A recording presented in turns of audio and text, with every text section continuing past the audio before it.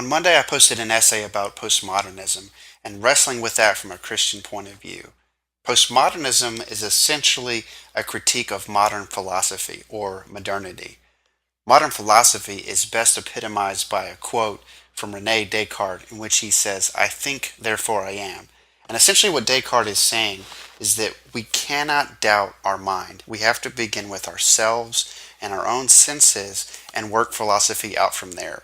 And postmodernism is essentially critiquing that belief. It's calling into question that assumption, and it does it using the scientific method. For example, you take the scientific method and you can say, here is what I'm going to test. This is my problem. I'm going to formulate a hypothesis, and then I'm going to gather facts and then reach a conclusion.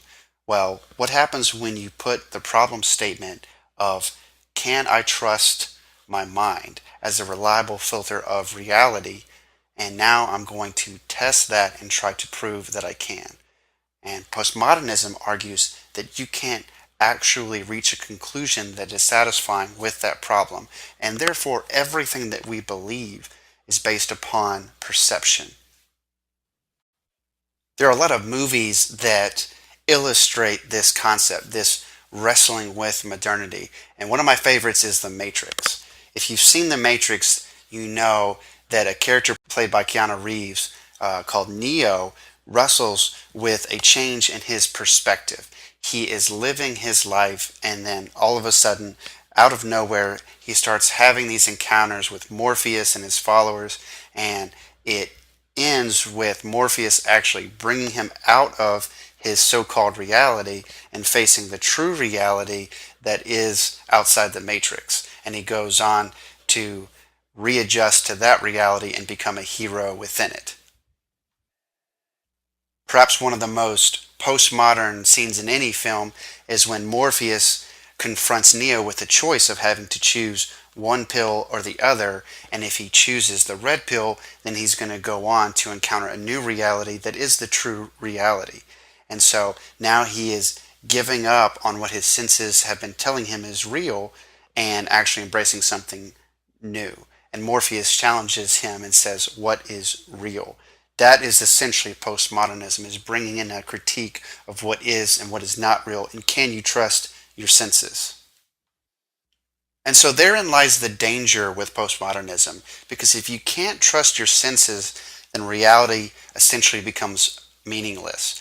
And that is the danger, the possibility, the potential truth that is encountered by many philosophers.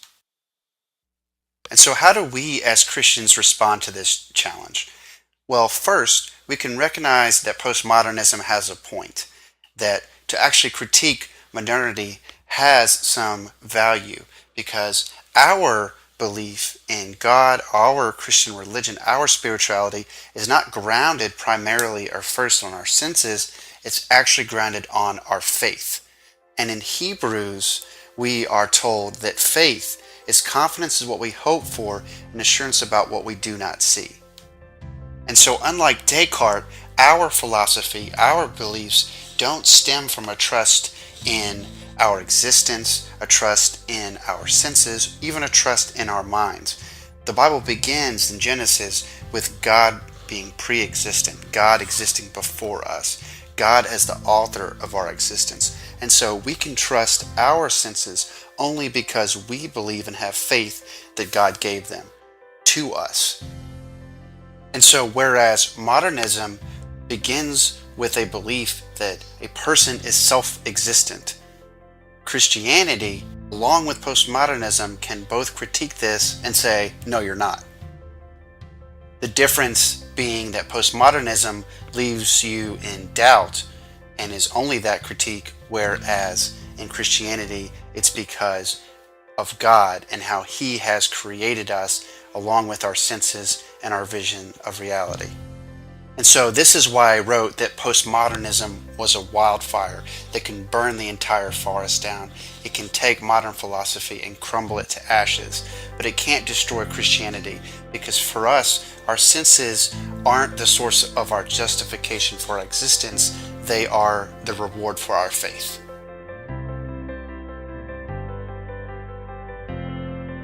So thank you guys for watching this video. I hope you enjoyed it and the essay as well.